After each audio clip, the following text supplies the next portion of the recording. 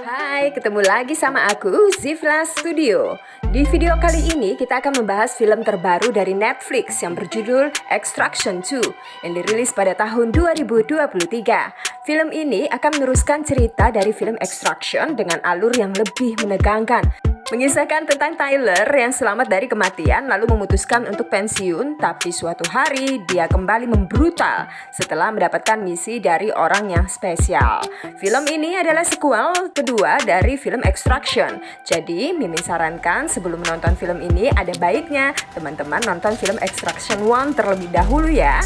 Dan inilah alur cerita Extraction 2.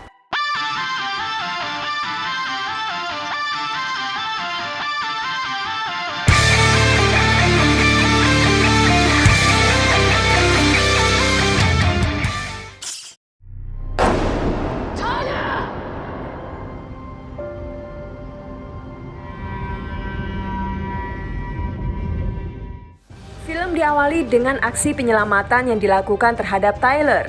Dia ditemukan di tepi sungai setelah hampir tewas di Prindavan. Dia kemudian diboyong ke Uni Emirat Arab untuk penanganan lebih lanjut.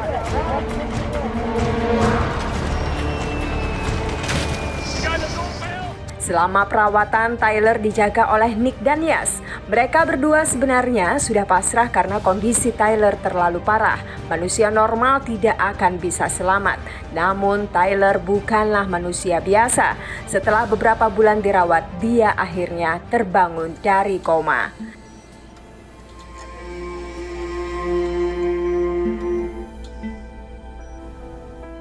Tyler pun berterima kasih kepada Nick yang tidak membiarkannya mati. Selama ini dia mengira kalau hubungannya dengan wanita itu hanyalah sebatas rekan kerja, tapi ternyata Nick benar-benar peduli kepadanya. Someone you care about died.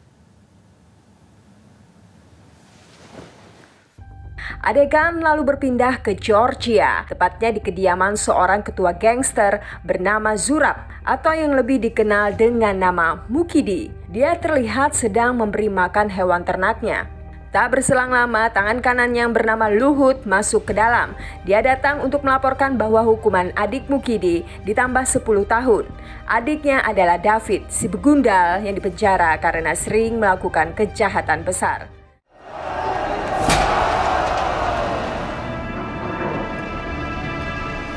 Setelah mendengar kabar tersebut, Mukidi pun langsung mengundang Pak Gubernur yang sudah dia sogok selama ini. Dia mengutarakan kekecewaannya karena Pak Gubernur menandatangani tambahan hukuman untuk David. Saking kesalnya, Mukidi pun menusuk leher Gubernur dengan garpu trisula alias linggis.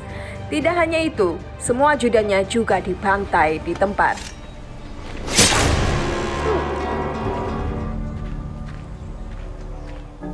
Beberapa minggu kemudian, Tyler akhirnya keluar dari rumah sakit. Nick dan Yas pun langsung mengantarkannya ke rumah aman di Austria.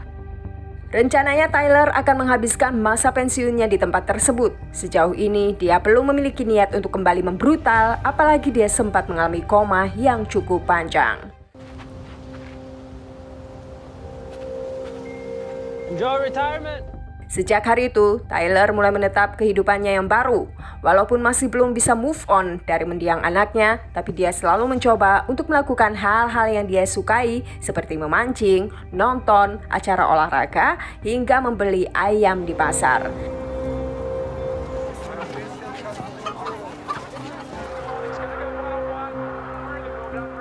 Di sisi lain ternyata David tidak dipenjara sendirian. Dia juga menyelundupkan istri dan 2 anaknya ke dalam sel penjara. Sang istri yang bernama Keto sudah muak dengan kelakuan David yang egois. Sebagai ayah, dia seharusnya membiarkan anak-anaknya punya kehidupan normal. Namun bukannya sadar, begundal itu malah menyiksa istrinya sendiri.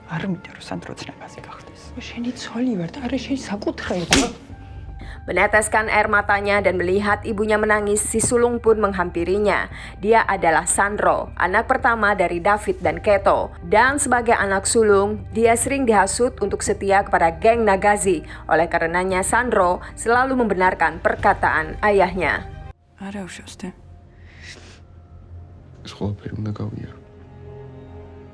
Pada waktu yang sama, Tyler kedatangan tamu tak diundang dan pria ini bersikap sangat santuy dan tidak sopan karena masuk ke rumah orang tanpa izin, tanpa assalamualaikum pula.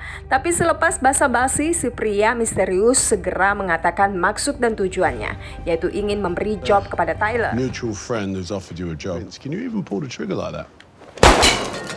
Namun ternyata pria misterius ini diutus oleh Mia, mantan istri Tyler, dan tidak disangka-sangka ini ada hubungannya dengan Keto. Usut punya usut, Keto adalah adik Mia satu-satunya. Wanita ini ingin Tyler membebaskan Keto dan dua anaknya dari penjara. He's currently in he and his brother Zurab are pushing dime bags on the streets of Georgia. Kemudian pria misterius menjelaskan siapa yang akan Tyler lawan. Menurut penjelasannya, Nagazi adalah kelompok yang sangat berkuasa di Georgia. Mereka dibentuk oleh Mukidi dan Luhut, mulai dari nol sampai menjadi penguasa. Mereka terbiasa hidup di jalanan, menjadi pengedar narkoboy, bahkan pernah menjadi pembunuh bayaran. Jika ada yang berani menghalangi mereka, maka orang tersebut akan mati mengenaskan. Took them in. To this day, he runs operations. They offered their recruits a very powerful thing. Oleh karena itu, Tyler harus masuk ke dalam penjara secara diam-diam agar tidak ketahuan oleh si David. Selepas menjelaskan semua rincian misi, pria misterius itu pun memberikan waktu 6 minggu kepada Tyler untuk bersiap-siap dan memulihkan tubuhnya. Starts in 6 weeks, we take our car. Tanpa berlama-lama, Tyler pun langsung menghubungi Nick dan memberitahu kalau dia tidak jadi pensiun. Awalnya Nick melarangnya untuk membrutal kembali, tapi Tyler tetap ngotot untuk kembali. Selain itu, ada alasan penting di balik pekerjaan ini. Namun Tyler tidak mau memberitahu Nick kalau semua ini dia lakukan demi adik dari mantan istrinya. Setelah menghubungi Nick, Tyler pun mulai melatih kembali otot-ototnya karena dia hanya memiliki waktu 6 minggu.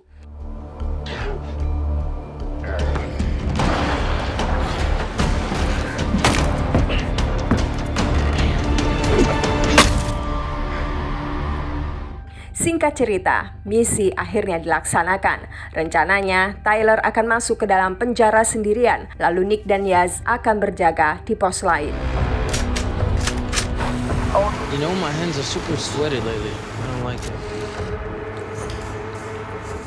Tyler lalu menyelinap ke dalam dibantu oleh para sipir yang sudah disogok oleh Nick. Akan tetapi waktunya tidak banyak. Dia hanya memiliki waktu 5 menit untuk membawa Keto dan anak-anak yang pergi. Semuanya aman terkendali hingga boneka Sinina jatuh ke lantai dan sialnya boneka itu mengeluarkan suara berisik sehingga para napi pun langsung heboh.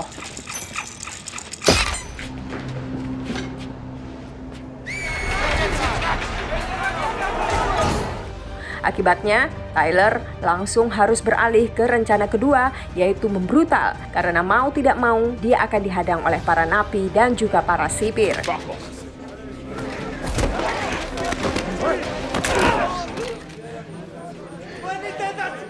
Sambil menghindari para begundal, Tyler mendengarkan instruksi dari Yaz yang sudah mengetahui jalan keluarnya. Menurut Google Maps, lapas mereka bisa keluar lewat ventilasi kecil. Namun ketika akan keluar, tiba-tiba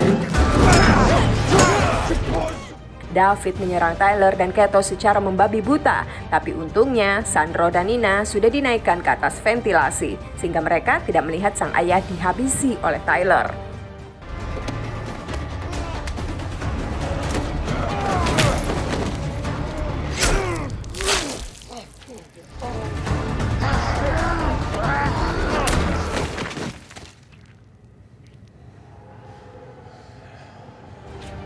Gara-gara David, situasi menjadi semakin rumit karena waktu mereka telah terbuang sia-sia. Alhasil, Nick pun memutuskan untuk membawa anak-anak terlebih dahulu, sedangkan Tyler dan Keto masih harus berjibaku di tengah-tengah para napi yang mengamuk.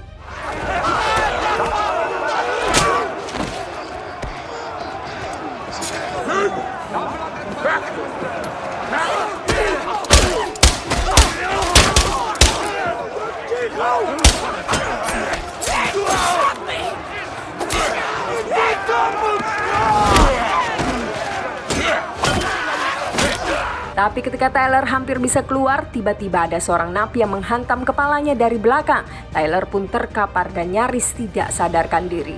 Namun dia bukan tipe orang yang mudah menyerah. Tyler akhirnya bangkit lagi dan menghabisi para begundal itu.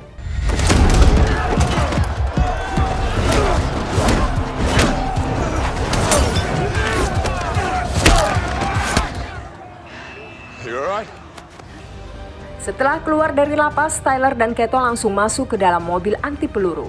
Sialnya Mukidi telah mengetahui kejadian di penjara dan langsung mengirim pasukan untuk membunuh Tyler. Aksi kejar-kejaran pun tidak bisa dihindari.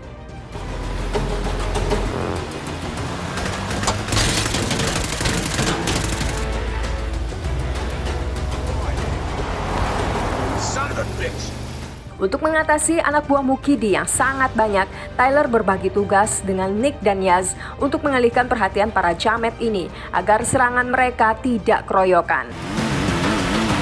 Nick, you got the last 2 points. Keep them fast enough. Is that supposed to be funny?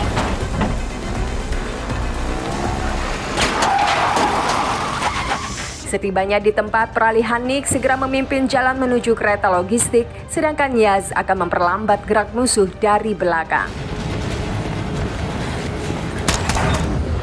Yaz, get us a med kit.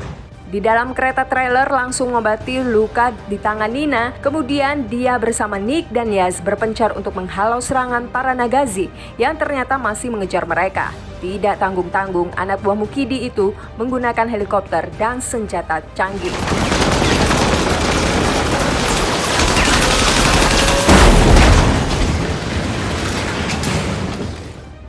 Selain itu, para jamet ini juga berhasil menyusup ke dalam kereta. Nick pun langsung membrutal dan tidak akan membiarkan mereka mendekati Keto dan anak-anaknya.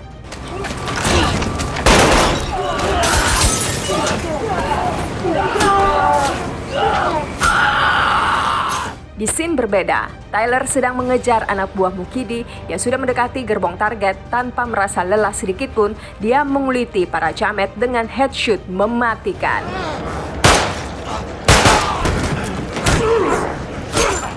Setelahnya Tyler membantu Nick yang sempat tertusuk di bagian dada. Kemudian dia memberondong helikopter musuh hingga meledak. Di saat semua jamet telah modar, kini mereka harus menghadapi rintangan lain, yaitu rem blong. Sehingga mereka harus memutus gerbong agar tidak mengalami tabrakan.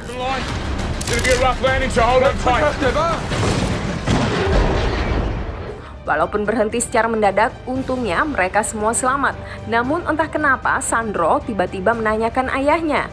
Dia masih berpikir kalau David adalah ayah yang baik. Dia sudah dicuci otak oleh Nagazi agar mau meneruskan jejak keluarganya. Sandro pun marah besar kepada Tyler yang telah membunuh David.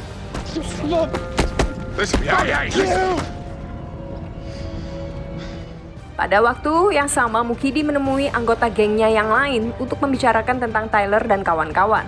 Menurut anggotanya, semua kekacauan ini disebabkan oleh geng lain yang ingin membalas dendam. Tapi Mukidi tidak berpikir sampai ke sana. Menurutnya ini bukanlah soal balas dendam. Setelah itu Mukidi pergi ke kamar jenazah di mana adiknya sudah terbaring kaku di atas ranjang. Seketika dia mengingat kembali masa-masa sulitnya hingga menjadi raja narkoba seperti sekarang. Mendiang ayah Mukidi yang gak tahu agama pernah mengajarkan kalau dia harus menjaga adiknya apapun caranya. Di scene lain, Tyler dan yang lainnya sudah berada di dalam pesawat dan akan segera sampai di Austria. Di sini Nick baru tahu kalau Tyler adalah mantan kakak ipar Keto. Dia pun sedikit kecewa karena Tyler tidak memberitahunya sejak awal. Padahal dia sudah berteman dengan pria ini selama bertahun-tahun. Tyler menjadi sangat tertutup setelah anaknya tewas. Sejak kejadian tersebut, dia selalu merasa bersalah kepada Mia dan itulah alasan mengapa dia mengasingkan diri. Sementara itu, Sandro diam-diam mengambil handphone milik Yaz untuk menghubungi pamannya yang tidak lain tidak bukan adalah Mukidi. Dia bertanya apakah sang ayah ingin membunuh keluarganya sendiri. Mukidi pun berbohong dan mengatakan bahwa yang jahat adalah ibunya. Bahlulnya, Sandro pun percaya dan langsung membocorkan lokasinya. Ah, Bahlul ente cil bocil.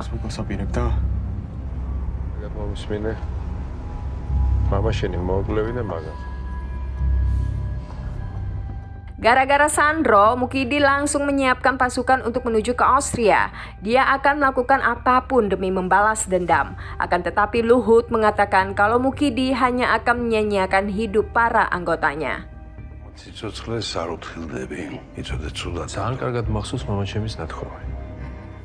Tak lama kemudian pesawat pun sampai di Austria.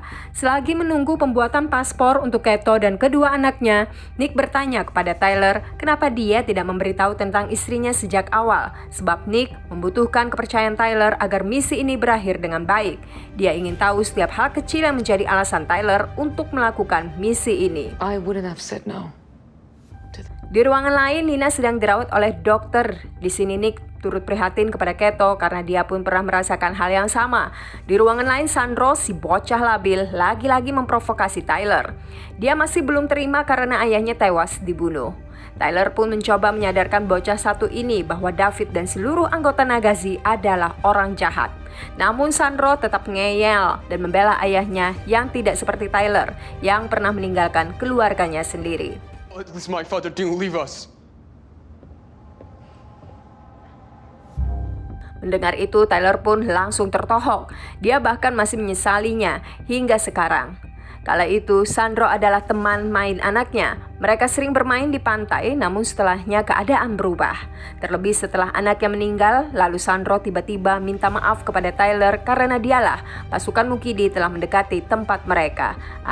Parah nih bocil sontoloyo. Tyler pun langsung bersiaga bersama yang lainnya.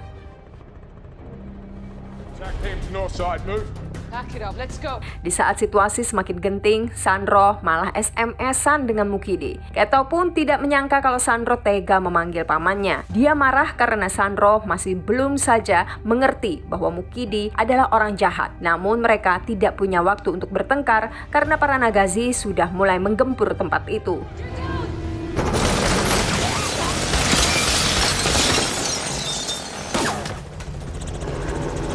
Skuad Tyler pun segera mengevakuasi Kato dan anak-anaknya. Tapi lagi-lagi Sandro, si bocah bahlul, malah keluar dari mobil untuk menemui Mukidi. Demi keselamatan yang lain, Yaz pun memutuskan untuk mengejarnya sendirian. Yes! No! Pada waktu yang sama, pasukan Mukidi sedang menembaki mobil polisi yang mendekat.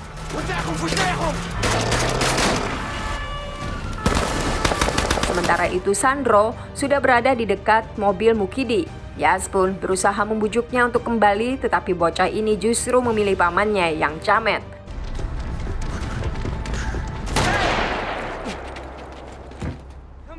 Come back to your mother. Alhasil baku tembak pun terjadi antara Yaz dengan Mukidi juga membantu saudaranya itu walaupun masih terluka.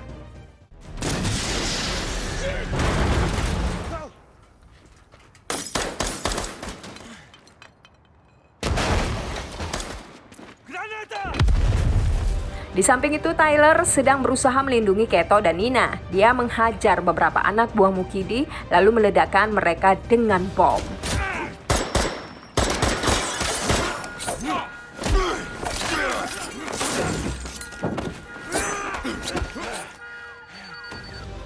Kemudian Tyler mengemudikan mobil ke tempat yang aman, lalu ikut membantu Yaz dan Nick yang mulai kewalahan karena anak buah Mukidi memiliki senapan RPG.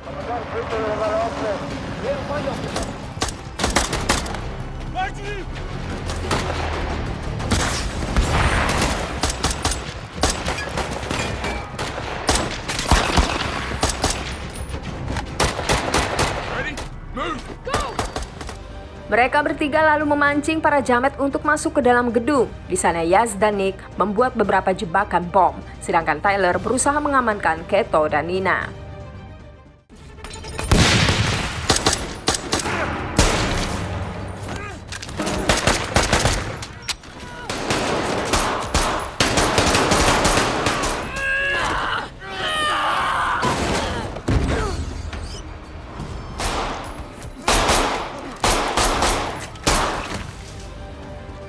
Namun akibat luka yang belum sembuh, Nick pun pingsan dan hampir terjatuh dari lantai 50. Melihat itu, Tyler pun segera meraih tangannya.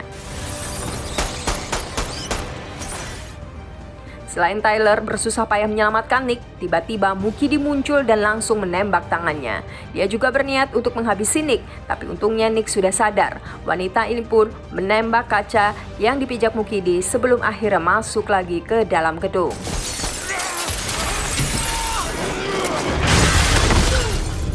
Nick lalu pergi mencari Keto dan Nina untuk dibawa pergi diam-diam. Di saat yang sama, Tyler dan Mukidi terlibat dalam duel yang sangat brutal.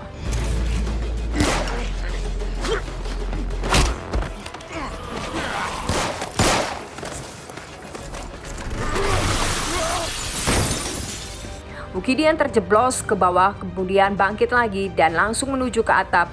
Di sini dia menembak Yaz beberapa kali hingga tubuhnya tumbang.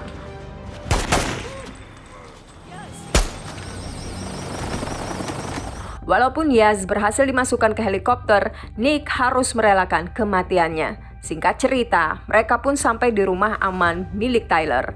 Semuanya beristirahat kecuali Nick yang masih berkabung atas kematian saudara satu-satunya itu. Lalu tak berselang lama, Mia mengunjungi rumah tersebut. Dia pun langsung disambut oleh Keto, tetapi Mia terlihat mengabaikan Tyler. Mia. Mia.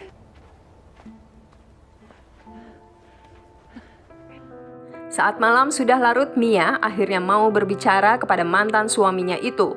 Tyler pun kembali membahas masa lalu dan dia benar-benar meminta maaf kepada Mia. Tapi di saat Mia bertanya tentang kepergiannya, Tyler hanya bisa bingung seperti Aldi Taher. Dia menyesal karena telah meninggalkan Mia dan anaknya. Di tempat lain, Luhut terlihat sedang menasehati Mukidi sebagai teman sekaligus anggota Nagazi. Dia membujuk Mukidi untuk berhenti agar bisa menjadi teladan bagi Sandro. Namun Mukidi yang tidak terima dan dia pun langsung menembak Luhut dengan senjatanya.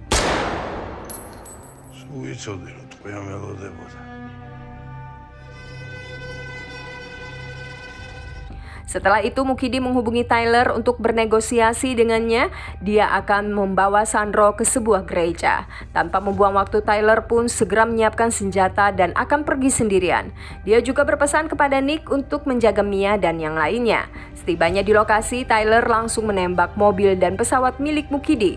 Tidak lupa juga dia membunuh para Nagazi dengan sangat brutal.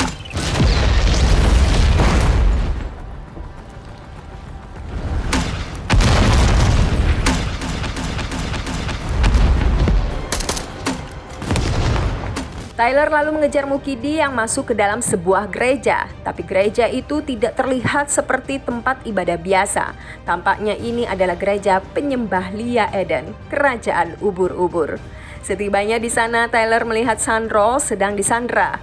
Mukidi sengaja memakaikan rompi bom di tubuh anak tersebut. Tyler pun merasa dilema. Terlebih lagi tubuhnya sedang terluka parah. Mau tak mau dia harus menuruti kemauan Mukidi untuk memberikan senjatanya kepada Sandro. Kemudian Samidi menyuruh Sandro untuk membunuh Tyler. Namun karena dia tidak mau, Mukidi pun memutuskan untuk melakukannya sendiri. Untungnya Nick datang tepat pada waktunya. Melihat itu, Mukidi segera mengancam akan membunuh Sandro. Karena tidak mau membahayakannya, akhirnya meletakkan senjatanya di lantai. Dan saat Mukidi mulai lengah, Sandro tiba-tiba melepaskan diri dari dekapannya. Alhasil ini menjadi kesempatan untuk Tyler dan Nick.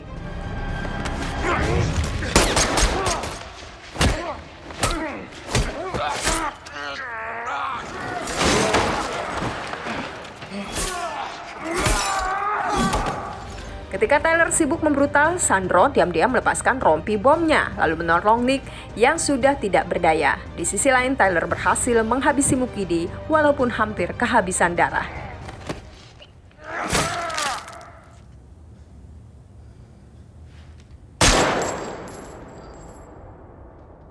Tak berselang lama, polisi pun datang. Tyler dan Nick pun hanya bisa pasrah. Akibat insiden tersebut, Tyler dan Nick pun resmi dipenjara. Lalu suatu hari Mia datang mengunjungi Tyler untuk memberi kabar tentang Keto dan anak-anaknya. Tyler lalu meminta Mia untuk mengambil uang di rumah amannya dan memberikan semua itu kepada Keto. Tidak lupa dia juga berterima kasih kepada Mia karena sudah memaafkannya. Thank you, Mia. Goodbye, Tyler. Di akhir film, Tyler dibawa ke sebuah tempat rahasia untuk menemui seseorang dan ternyata orang itu adalah pria misterius yang pernah diutus Mia. Dia berencana untuk membebaskan Tyler dan juga Nick jika mereka bersedia untuk melakukan sebuah misi rahasia, dan setelah menyampaikan tujuannya, pria misterius itu pun pergi begitu saja. Dia bahkan tidak mau memberitahu namanya. Lalu film ini pun tamat dengan sangat epik. Kalau menurut Mimin, film ini cocok mendapatkan rating 8 hingga 10. Kalau kalian punya pendapat lain, silahkan berkomentar pada video ini. Segitu dulu untuk hari ini, sampai jumpa di video selanjutnya. Bye!